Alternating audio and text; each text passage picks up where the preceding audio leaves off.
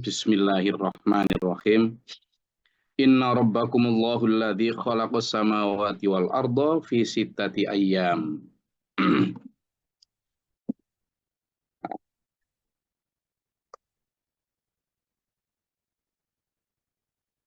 Ini kita belajar ini ya, belajar sains, belajar tentang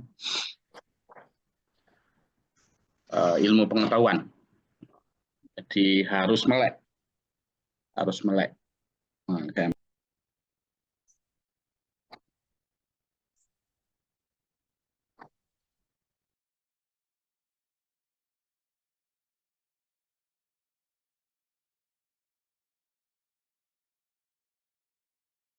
Jadi harus melek dulu.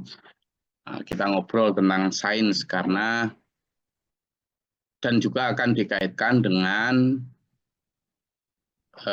ayat-ayat Al-Quran yang lain. Kita akan bicara tentang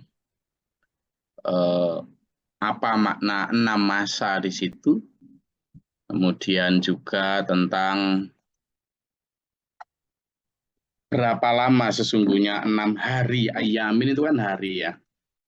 Ayam dari kata yaum, jamak taksir dari yaum itu adalah ayam ya.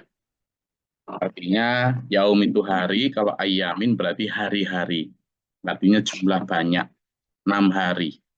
Nah, dari kata sesungguhnya, inna sesungguhnya Tuhanmu adalah yang menciptakan. Nah, berarti pertama yang kita pahami, syarat menjadi Tuhan itu pencipta. Nah, itu dulu. Hebatnya Islam dalam agama yang Allah berikan kepada kita. Ini untuk membatasi agar kalau ada yang ngaku Tuhan, itu lihat dulu. Kamu ngaku Tuhan, kamu bisa menciptakan enggak? Gitu kan? Jadi, kalau misalnya ada perdebatan antara umat Islam dengan yang lain gitu ya, maka perdebatan pertama adalah siapa Tuhan? Gitu. Tuhanmu siapa?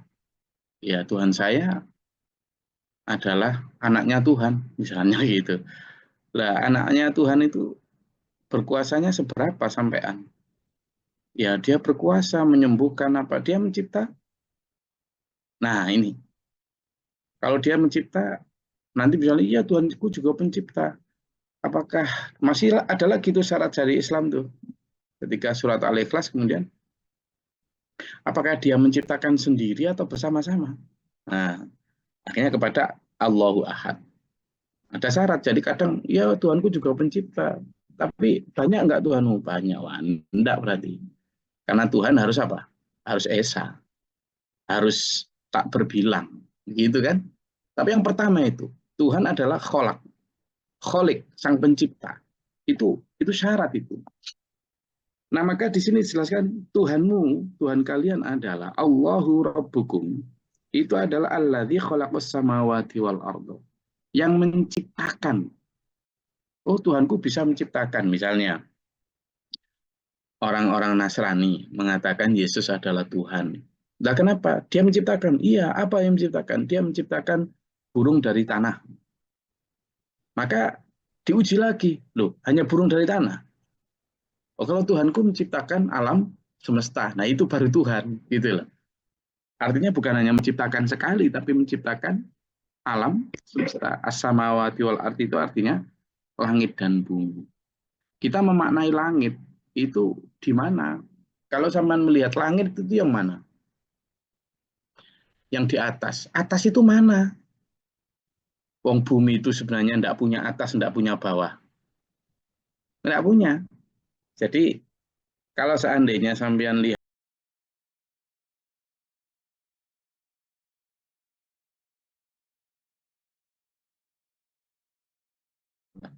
kalau sampean lihat bumi yang berbentuk bulat, ya, maka sampean tidak akan punya makna atas, makna bawah. Karena apa? Karena kalau sampean melihat ke atas, sesungguhnya atas yang sampean tunjuk itu adalah bawahnya orang sebelah. Kalau sudah begitu, berarti sampean akan juga melihat bahwa langit itu, di mana langit itu? Langit itu di mana? Langit itu apa? Kan gitu. Yang sampean lihat biru, apakah memang ada warna biru? Tidak ada itu. Sampean lihat misalnya laut itu. Laut berwarna biru.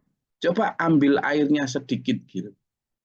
Kemudian sampean ada warna biru di sana? Tidak ada. Karena itu pantulan satu, dasar laut yang mungkin ada gulmanya, kemudian atau atas pantulan dari warna yang ada di atas, yakni langit. Tapi pada langit sendiri, kalau sampean tembus ke atas, tidak pernah ada sesuatu yang berwarna biru di atas sampai setinggi apapun pesawat ulang-alik miliknya NASA maupun miliknya Elon Musk, SpaceX. Tidak mungkin. Nyampe atas kapanpun tidak ada warna biru di sana. Malah kalau sampean sudah nyampe di angkasa luar, maka sampean akan bertemu kegelapan di sana. Karena langit itu sangat gelap di sana. Lah berarti langit sendiri yang dimaksud dengan as-samawat itu apa? Ya angkasa, sesuatu yang di luar planet bumi ini. Maka itu sangat luas. Sampai hari ini NASA tidak pernah bisa memberikan kepastian angka pasti tentang seberapa luas semesta. Tidak akan bisa. Karena di samping sudah sangat luas yang tidak bisa dihitung dengan angka, semesta sendiri menurut sains itu bergerak terus mengembang. Artinya mengembang apa? Dia mencipta terus meluas terus, tidak pernah berhenti. Sehingga tidak pernah bisa diukur seberapa luas semesta ini. Nah, al-ardi sendiri, ya bumi yang kita tempati ini. Nah, itu aja sudah memberikan gambaran kepada kita seberapa luas alam semesta ini. Lalu Allah berfirman di situ, visitati ayam, di dalam 6 hari. Nah, ternyata 6 hari di sini dimaknai sebagai 6 masa. Ya, nah 6 masa ini berapa lama? Nah, yuk kita ngobrol bareng. Ternyata 6 masa itu, kalau 6 hari, itu dalam beberapa ayat, hari itu ternyata tidak hari seperti hitungan kita. Ya, itu yang penting. Hari ternyata dalam 1 hari hitungan kita, coba dibuka dalam surat Al-Hajj ayat 47. Ayo dibuka dulu surat Al-Hajj ayat 47. Surat Al-Hajj ayat 47. Ya, nanti biar bisa menerangkan Islam secara lebih ya agak saintifik lah gitu ya, meskipun nggak benar-benar saintifik, tapi yang ya, ayo gantian, siapa yang tadi belum baca, gantian, ayo. Al-Hajj ayat 47. Izin Gus. Ya, silakan. A'udzubillahiminasyaitonirrajim. Bismillahirrahmanirrahim. Dan mereka meminta kepadamu Muhammad agar azab disegerakan, padahal Allah tidak akan menyalahi janjinya. Dan sesungguhnya sehari di sisi Tuhanmu adalah seperti 1000 tahun menurut perhitunganmu. Nah, kalau dalam ayat ini, maka 1 hari itu sama dengan 1000 tahun. Berarti 6 hari atau 6 masa itu diciptakan dalam 6000 tahun. Setiap masanya itu berarti 1000 tahun, maka setiap masa, maka 6 hari berarti 6000 tahun. Tapi apa benar cuma segitu? Coba kita lihat lagi. Coba buka dalam surat Al-Ma'arij ayat 4. Al-Ma'arij ayat 4. Ayo dibuka. Dalam surat Al-Ma'arij ayat 4. Enggak. Al-Ma'arij ayat 4.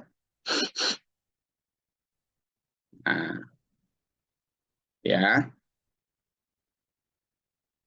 sudah ketemu dalam Al-Ma'arij ayat 4. Sudah Silakan ketemu. Pak Ikram, Mas Ikramullah, silakan. Mohon izin Gus. A'udzubillahi minasyaitonirrajim. Bismillahirrahmanirrahim. Para malaikat dan Jibril naik dalam kurung menghadap kepada Tuhan dalam sehari setara dengan 50.000 tahun. Terima kasih Gus. Kalau dalam ayat ini ternyata sehari itu kadarnya adalah 50.000 tahun. Tuh. 50.000 tahun. Nah, kalau begitu, kalau di sini Allah menciptakan khalaqas samawati wal arda fi sittati ayam, berarti dalam satu masa, itu dalam satu tahap, itu 50.000 tahun. Berarti penciptaan langit dan bumi, kalau ukuran tahun kita adalah 350.000 tahun. 300.000 tahun. Jadi kalau 6 masa kali 5 itu berarti 300.000 tahun. Nah, ini menunjukkan bahwa penciptaan langit dan bumi itu begitu panjang, begitu luas. Ya, 300.000 tahun. Nah, ini masa. Lalu dari 300.000 tahun itu Allah menciptakan langit dan bumi. Sebenarnya masa-masa itu diciptakan untuk apa saja? Ya, karena di situ diciptakan ternyata sebelum Allah menciptakan semesta ini, pertama yang diciptakan itu adalah sebelum adanya penciptaan langit dan bumi itu ada Allah sudah menciptakan air ternyata. Unsur yang bernama air kalau di dalam ilmu pengetahuan adalah hidrogen. Ya, H2O. Nah, itu dalam surat Hud, coba dibuka. Dalam surat Hud ayat 7. Ya, coba dibuka surat Hud ayat 7. Enggak. Ayat 7, surat Hud ayat 7. Enggak, siapa yang baca? Gantian? Yang tadi belum, silakan. Surat Hud ayat 7. Sudah ketemu? Yes. Silakan. Pak Yayan, Pak Gunarjana, atau siapa? Monggo silakan. Dan dialah yang menciptakan langit dan bumi dalam 6 masa, dan adalah singgasananya di atas air, agar dia menguji siapakah di antara kamu yang lebih baik amalnya. Dan jika kamu berkata kepada penduduk Mekah, sesungguhnya kamu akan dibangkitkan sesudah mati, niscaya orang-orang kafir itu akan berkata, ini tidak lain hanyalah sihir yang nyata. Sadaqallahul Azim. Nah, Allah menciptakan langit dan bumi dalam 6 masa itu banyak lagi termasuk diceritakan dalam surat Al-Hadid ayat 4, kemudian surat Al-Furqan ayat 59, juga di surat As-Sajdah ayat 4, kemudian dan banyak lagi di surat Qaf ayat 38 dan seterusnya. Menunjukkan bahwa 6 masa itu benar-benar sebuah periode yang benar-benar harus kita pelajari. Ada apa dengan 6 masa itu? Nah, ada satu pendapat ya disampaikan oleh seorang ilmuwan bernama Marconi. Dia bilang begini, dan ini sangat masuk akal ya. 6 masa yang dimaksud Al-Quran itu masa pertama adalah sebuah apa yang disebut dengan kalau di dalam ilmu fisika kuantum ya, fisika itu kan ada yang dikenal dengan teori Big Bang ya, teori Big Bang. Nah, teori Big Bang ini pertama kali dikemukakan oleh George Lemaitre. Ya, George Lemaitre. Dia menyampaikan bahwa alam semesta itu dulunya adalah dimulai dari sebuah ledakan besar. Ternyata ledakan besar yang dimulai itu sudah diterangkan dalam Al-Quran gitu ya. Bahwa apa yang disebut dengan Big Bang, pertama, masa pertama. Jadi kalau 50.000 tahun pertama, itu ada semacam Big Bang. Nah, dari sebuah singularity, pertama adalah satu, sampai terpisah antara disebut sebagai gaya gravitasi tunggal dengan gaya gravitasi yang superforce. Nah, baru kemudian mulai terciptalah ruang dan waktu. Jadi artinya Allah itu awalnya tidak dibatasi. Sampai kapanpun tidak akan dibatasi oleh ruang dan waktu. Karena yang menciptakan ruang dan waktu itu Allah. Kemudian masa kedua atau ayam kedua itu adalah disebut sebagai terbentuknya inflasi jagat raya ini. Jadi jagat raya ini belum jelas bentuknya seperti apa. Yang disebut sebagai cosmic soup. Ya. Ada semacam gaya nuklir yang kuat yang kemudian memisahkan antara elektro lemah serta terbentuk itu quarks, anti-quarks, dan sebagainya. Mulai jagat raya itu mulai mengembang besar. Lalu masa ketiga itu terbentuknya inti-inti atom. Jadi gaya nuklir lemah tadi dengan gaya elektromagnetik, mulai ada proton, neutron, ya, inti atom itu, yang kemudian membentuk sebagai nukleosistenis. Ruang, waktu, materi, energi itu mulai banyak terpisah. Lalu kemudian masa keempat, elektron-elektron mulai terbentuk, namun masih dalam keadaan bebas, belum terikat oleh inti atom. Atom masih stabil. Lalu masa kelima, saya ngerti tak inti atom itu. Gini loh, jadi yang namanya benda itu kan sesuatu, misalnya gini ya, ini aja saya kasih gambar. Nah, misalnya ini ya, yang namanya atom itu gini loh. Lihat gambar saya ini ya. Ini misalnya apa ini?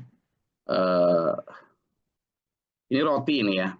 Roti ini kan kalau saya kertas gini, nah ini kan jadi kriwis-kriwisan gini.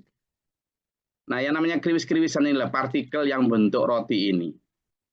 Nah, partikel yang membentuk roti ini itu kalau dipecah lagi itu akan jadi kecil, semakin kecil kan?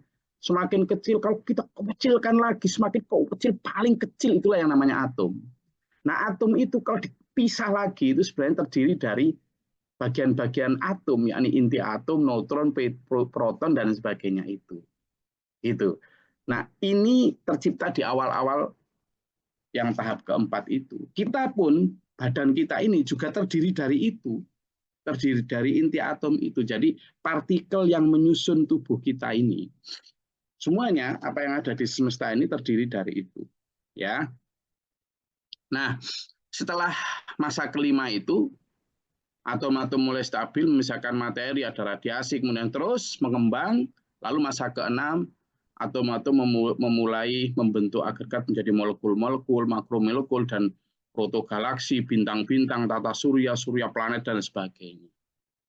Tapi itu wallahu a'lam bagaimana terjadinya seperti apa itu Allah yang maha segalanya gitu. Nah, betapa hebatnya Allah gitu ya. Jadi ketika misalnya teori Big Bang itu kan baru dikemukakan pada akhir-akhir ini gitu ya, abad ke-19-an itu. Padahal Al-Quran sudah menyebutkan itu. Itulah. Sudah menyebutkan, menurut Al-Quran sudah disebutkan jauh. Coba kita buka di surat Al-Anbiya ayat 30. Coba surat Al-Anbiya ayat 30. Enggak. Ayo, kita belajar nanti ya. Surat Al-Anbiya ayat 30. Mohon izin, Gus. Silakan. A'udzubillahiminasyaitonirrajim. Bismillahirrahmanirrahim. Apakah orang-orang kafir tidak mengetahui bahwa langit dan bumi keduanya dahulu menyatu?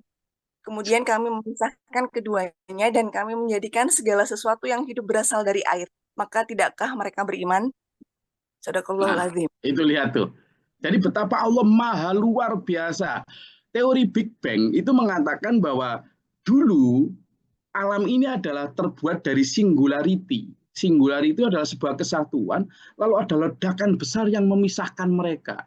Quran surat Al-Anbiya 30 mengatakan bahwa dulu bumi dan langit itu satu, lalu dipisahkan oleh Allah. Loh, lah kalimat itu sudah 1.500 tahun yang lalu. Padahal ilmuwan saintifik baru menyatakan itu baru sekitar 50-100 tahun yang lalu.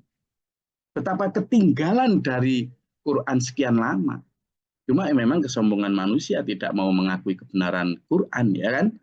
Lalu di samping surat Al-Anbiya tadi, ada juga di surat An-Nazi'at ayat 28. Coba dibuka. Surat An-Nazi'at ayat 28. Terkait dengan teori Big Bang yang konon ditemukan oleh seorang yang bernama Josh Lemaitre. Dia. Ayo silakan. Surat An-Nazi'at ayat 28. Gantian, monggo.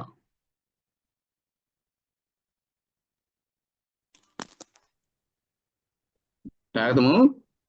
Sudah, Gus. Silakan. Bismillahirrahmanirrahim. Dia telah meninggikan bangunannya, lalu menyempurnakannya. Terima kasih, Gus. Di ayat itu juga begitu. Sama. Kehebatan Allah menyempurnakan penciptaannya tadi dimulai dengan sebuah. Nah, kita kembali ke ayat yang kita kaji hari ini. Ternyata Allah sudah menyatakan itu bahwa tsummastawa 'alal arsy yudabbirul amra dan mengurusi semuanya. Nah, ini yang ingin saya luruskan ya, hati-hati.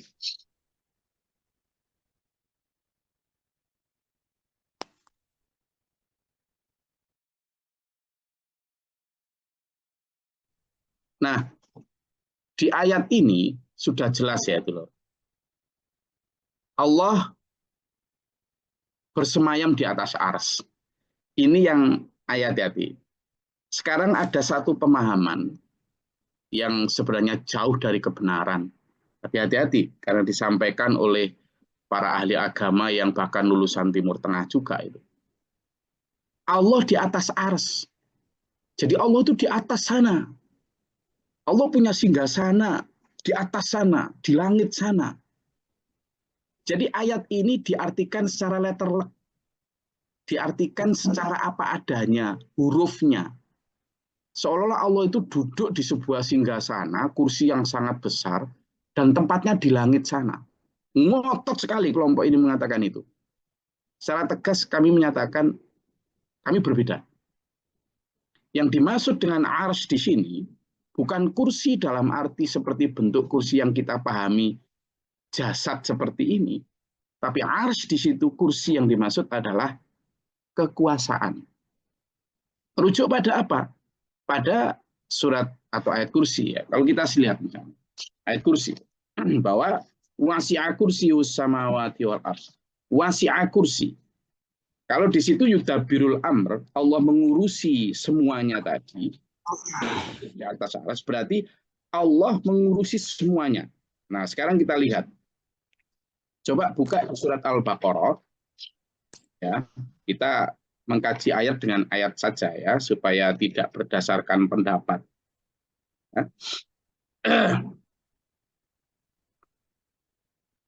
Surat Al-Baqarah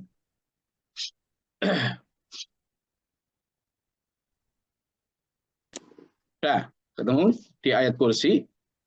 Ayat kursi mengatakan, ya Allahu la ilaha illa huwal hayyul qayyum la ta'khudhu sinatu wa la naum lahu ma fis samawati wa ma fil ard man dzal ladzi yashfa'u indahu illa bi idzni ya'lamu ma baina aydihim wa ma khalfahum wa la yuhituna bi syai'in min 'ilmihi illa bima syaa' wasi'a kursiyyuhus samawati wal ard wa la ya'uduhu hifdzuhuma wa huwal 'aliyyul 'azim.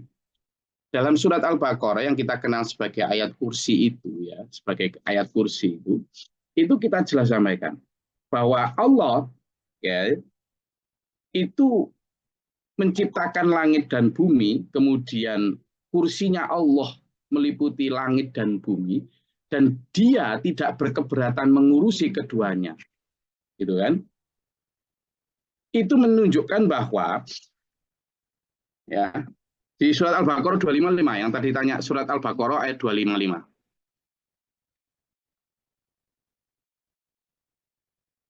Surat Al-Baqarah 255 ya, nanti bisa dilihat sendiri di situ.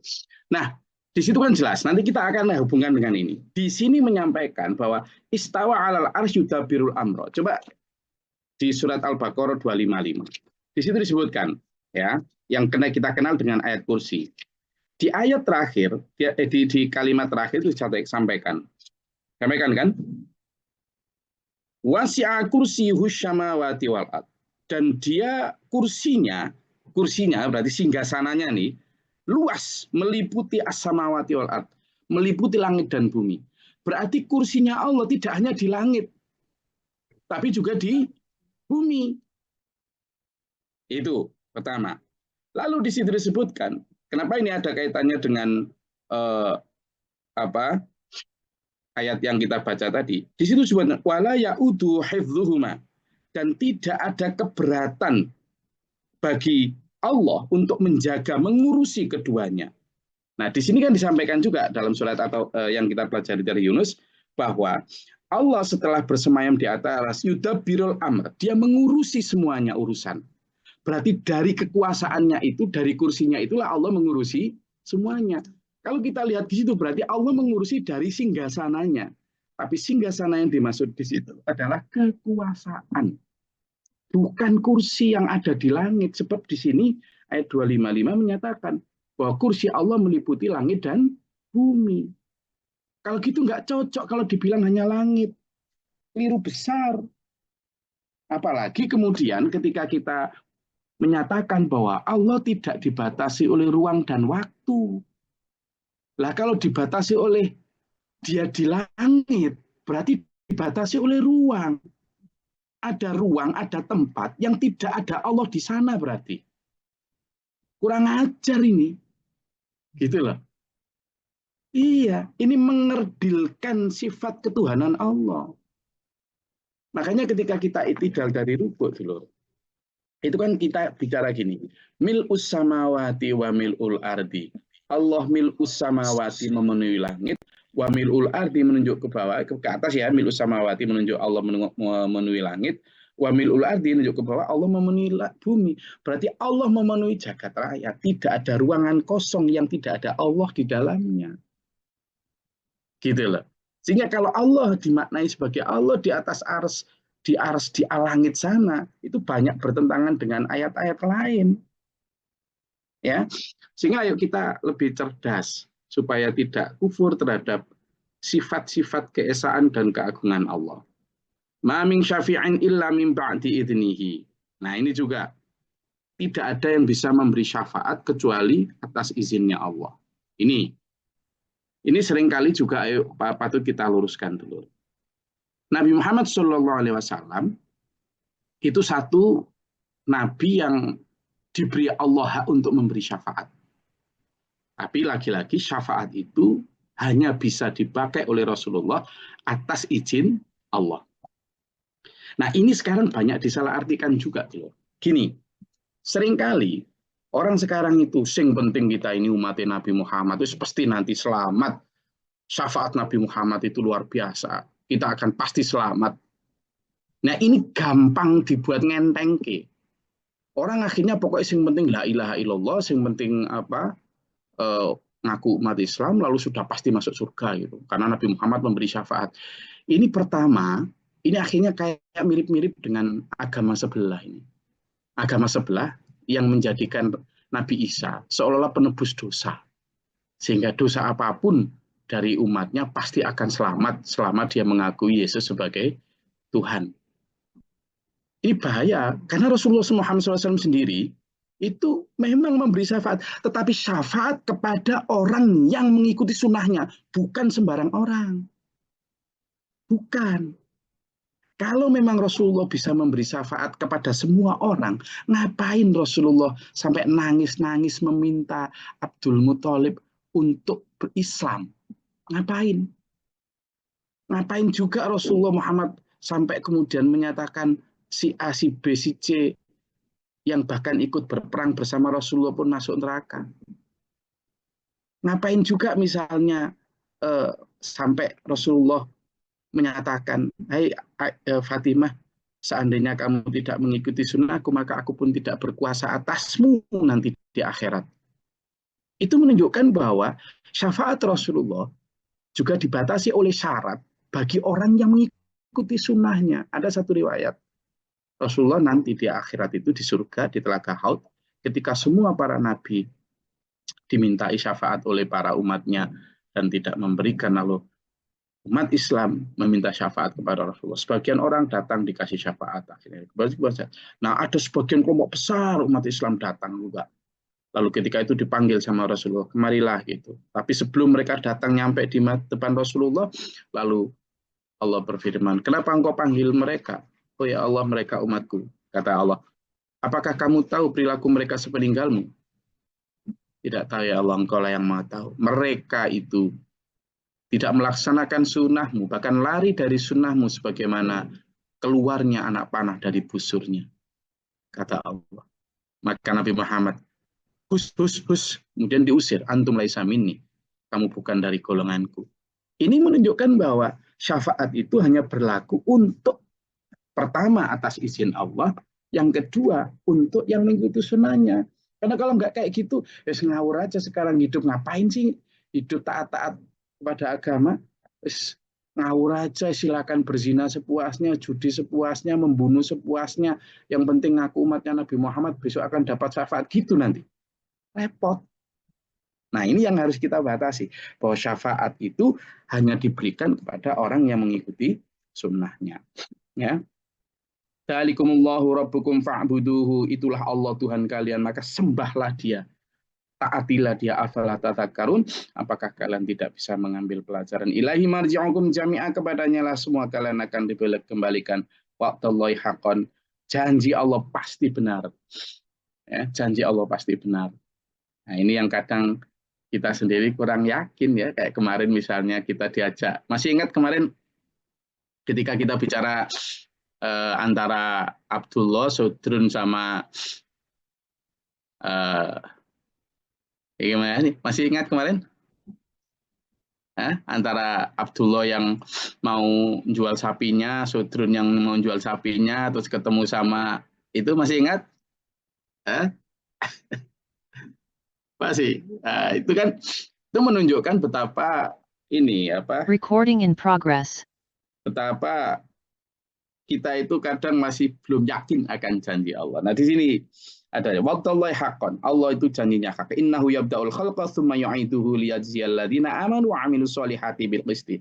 Sampean akan dibalas. Janji Allah itu pasti. Sampean akan dibalas. Sampean ngaji kayak gini sudah dijanjikan bahwa akan dapat pahala, akan dapat kedudukan yang tinggi di sisi Allah. Kadang kita kan, ngaji ada apa sih?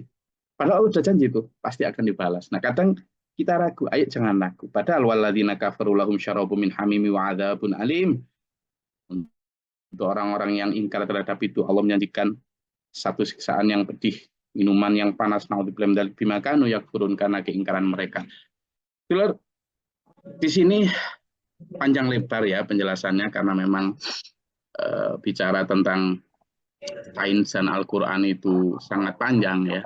Tapi sekilas tadi mudah-mudahan bisa menjelaskan bagaimana hebatnya Al-Quran, betapa originalitas agama ini, Islam ini, dan betapa maha kuasanya Allah. Itu dulu ya. Gak apa-apa ya, agak lama dikit. Monggo silakan kalau ada yang mau disampaikan. Assalamualaikum Gus. Salam. Mohon izin Gus. Sesuai dengan apa yang disampaikan tadi, bahwa di dalam Al-Quran tadi dinyatakan bahwa Allah menciptakan samawat dan ardi ini dalam 6 hari. Inna rabbakumul ladzi khalaqas samawati wal ardi fi sittati ayyam. Jadi 6 hari. Saya pernah diskusi dengan seseorang di mana mereka menunjukkan tentang ayat, bahwa ayat ini ada yang kontradiksi katanya. Terus ini terdapat pada surat ke-41 Fussilat ayat 9 dan ayat 12. Di sini dinyatakan a'udzubillahi minasyaitonirrajim. Qul a'innakum latakfuruna billadzi khalaqal arda fis yaumaini. Dan ini dikatakan bahwa Allah menciptakan bumi ini dalam 2 hari. Demikian juga di ayat yang lain, di surat ke-41 ayat 10, itu mengatakan bahwa Allah menciptakan dalam 4 hari. Wa ja'ala fiha rawasiya min fawqiha wa baraka fiha wa qaddara fiha aqwataha fi arba'ati ayyamin sawa'an lisailin. Dan ini mereka menganggap bahwa ini adalah kontradiksi yang dijelaskan di dalam Al-Quran. Ada yang mengatakan 4 hari, ada yang menyatakan 2 hari. Nah, ini yang pertama, Gus. Kemudian pada yang disampaikan tadi oleh Gus Glory tentang tumastawa alal arsy, ini memang hampir rata-rata pendapatnya bahwa Allah itu bersemayam di atas aras. Jadi Allah punya tempat tinggal, punya ruangan, punya katakanlah terikat oleh waktu dan ruang, sehingga Allah dikatakan mempunyai masa. Hal ini sebenarnya terpengaruh oleh Alkitab, yaitu di dalam The Bible. Di pasal Kejadian ayat 1, pasal 1 ayat 2. Itu dinyatakan di sana bumi belum berbentuk dan kosong, gelap gulita, menutupi samudera raya, dan roh Allah melayang-layang di atas permukaan air. Lah ini yang mungkin dijadikan rujukan itu, sehingga Allah itu terikat oleh ruang dan waktu. Juga di pasal ketiga ayat 8, ketika mereka Adam dan istrinya itu mendengar langkah Tuhan, langkah Allah, berjalan-jalan di dalam taman itu pada waktu hari sejuk. Jadi kalau menurut Kristen bahwa Allah itu berjalan-jalan di Taman Eden. Ya demikian, Roh. Ini pendapat ini sebenarnya apa yang disampaikan Gus tadi luar biasa, bahwa Allah itu jangan dianggap punya tempat tinggal, karena Allah berada di mana-mana, sehingga dikatakan ittaqullah haitsu ma syi'ta. Jadi kita bertakwa di mana saja, Allah itu berada. Bahkan nahnu aqrabu min hablil warid. Jadi Allah itu lebih dekat dari urat nadi. Pendapat hal seperti ini perlu umat Islam ini sebenarnya sudah mulai belajar bagaimana menanggapi hal-hal seperti ini. Kalau kita melihat dari kontradiksi tadi, sebenarnya bukan kontradiksi, Bos. Karena di dalam surat berikutnya itu kan disampaikan Allahu yabda'u wa yu'iduhu. Allah memulai dan mengulanginya. Jadi pada surat ke-10 ini tadi dijelas dikatakan yabda'ul khalqa tsumma yu'iduhu. Dia Allah itu memulai dan kemudian mengulanginya. Jadi pada awalnya Allah menciptakan 2 hari itu dalam keadaan di mana bumi dan langit ini dan planet-planet ini belum selesai, artinya belum sempurna. Kemudian disempurnakan dalam 4 hari berikutnya. Diberi kekuatan, diberi magnet, dan demikian juga dan hal-hal yang lainnya yang berkaitan dengan bumi dan planet ini. Sehingga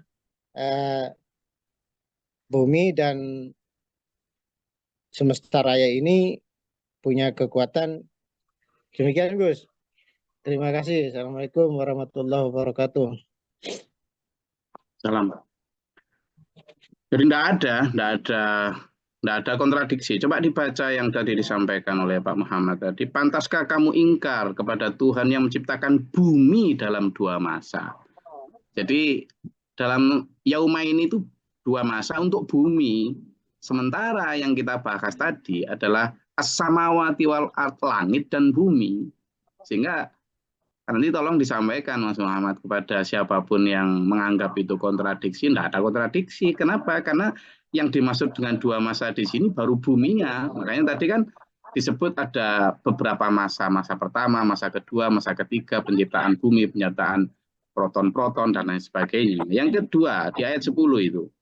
Dia ciptakan wa ja'ala fiha rawasian, gunung-gunung, min fawqiha wa baraka fiha wa qaddara fiha aqwataha fi arba'ati ayyam. Lalu dia menciptakan makanan-makanan, kemudian dia berkahi semuanya gunung-gunung dalam 4 masa. Nah, itu tadi berarti penciptaan makanan, penciptaan gunung-gunungnya dalam 4 masa. Jadi tidak ada, artinya 4 tambah 6 sama, jadi 4 tambah 2 sama, jadi 6 juga gitu loh. Itu justru memperjelas, bukan kontradiksi. Nanti sampaikan ke mereka. Jadi di ayat 9 itu 2 masa, di ayat 10 4 masa, berarti 6 masa. Ini justru memperkuat ayat-ayat yang lain, yakni 6 masa. Gitu ya. Jadi itu nanti bisa disampaikan kepada mereka yang masih kurang jelas di dalam memaknai anatomi Quran. Jadi tidak ada kontradiksi di itu. Jadi di ayat 9 itu yaumaini 2 masa, di ayat 10 itu arba'ati ayyam, 4 masa, 4 tambah 2 ya 6, sama saja. Itu menunjukkan tahapan justru. Jadi bukan kontradiksi. Itu ya, simpelnya begitu. Nah, kalau secara sains tadi sudah saya terangkan secara jelas tadi 6 masa itu apa saja. Lalu yang kedua tentang orang-orang yang menganggap bahwa Allah bersemayam di atas arsy berdasarkan Bible. Ya sudah, kalau dia berdasarkan Bible ya kita skip aja. Orang-orang yang menggunakan atau terpengaruh oleh kitab-kitab lain. Nah, tugas kita sekarang adalah justru benar tadi kata Pak Muhammad, nahnu aqrabu ilaihi minkum. Bahkan dalam surat Al-Waqiah, nahnu aqrabu ilaihi minkum walakin la tubsirun. Selain dalam surat Qaf tadi yang nahnu aqrabu ilaihi min hablil warid. Dalam Al-Waqiah juga sampaikan, selain di surat Qaf yang tadi disebut kami lebih dekat daripada urat leher, berarti dekat sekali. Juga dalam surat Al-Waqiah disampaikan bahwa kami lebih dekat kepada kalian, coba kalian tidak tahu, kata Allah gitu. Nah, tidak nyadar. Nah, ini yang perlu kita sadari, betapa Allah dekat. Jadi dimanapun Allah, dimanapun kita menghadap, di situ ada Allah. Ini menunjukkan betapa luasnya maha kuasanya Allah. Tidak hanya dibatasi oleh ruang dan waktu. Karena kalau Allah dibatasi oleh ruang dan waktu, maka sifat ketuhanan Allah akan menjadi terbatas. Nah, itu malah mengkerdilkan. Dan ini hati-hati loh ya. Banyak sekali sekarang paham-paham yang sangat digandrungi jutaan manusia Indonesia yang awalnya bagus, tapi kalau sudah masuk di akidah itu sudah nggak karu-karuan ini. Ya, ayo hati-hati. Saya rasa itu kajian kita pada pagi hari ini memang sangat panjang kalau kita lanjutkan. Tapi simpan ya pertanyaannya, karena besok masih tentang ayat tentang alam semesta. Jadi kalau masih ada pertanyaan yang kurang jelas, insya Allah kita akan lanjutkan besok. Oke? Karena ini waktunya sudah habis, insya Allah kita akan lanjutkan lagi lebih terang besok. Oke? Terima kasih. Mudah-mudahan bermanfaat, berfaedah. Allahumma rahmati kita, menuju kita dalam siratal mustaqim. Amin. Allahumma sholli wa sallim barik ala sayyidina. Allahumma inna muslimat al-akhir. Allahumma hdina fi man hadayta wa afina fi man afayta wa lana fi man tawallait. Wa barik lana fi ma a'tayta wa qina syarra ma qadait fa innaka taqdi wa la yuqda alaikum.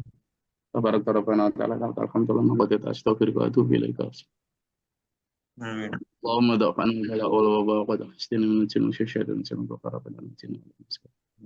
Rabbana wa la taj'alna fi qadna zalim. Rabbana man faktubna ma syahidin rabbana la tuzigh qulubana ba'da idh Rabbana qul lana hamdan lana kuntunakum kafana damusan. Amin. Manna kuntunakum kadibina damusan kan takfirin. ربي أعوذ بك من همزات الشياطين وأعوذ بك ربي أعوذ بك. ربنا واجعلنا مسلمين لك ومغفرة لنا. آمين. اللهم تعالى باب رحمتك اللهم أنزل علينا رحمة بعد. اللهم أفرغ لنا صبر وثبت إيماننا فانصرنا على الكافرين اللهم فاطر السماوات والأرض عالم الغيب والشهادة رب العالمين وأشهد أن لا إله إلا أنت أعوذ بالله من جهد البلاء والقدر الشقاء السلطان الشمال. اللهم نسألك الهدى والتقوى والعفاف. ربنا هب لنا من أزواجنا وذريتنا قرة أعين ربنا آتنا في الدنيا حسنة. سبحان ربك رب العزة عما يصفون وسلام على المرسلين الحمد لله رب العالمين. Wassalamualaikum warahmatullahi wabarakatuh. Waalaikumsalam. Allahumma arhamna bil Qur'an waj'alhu lana imam.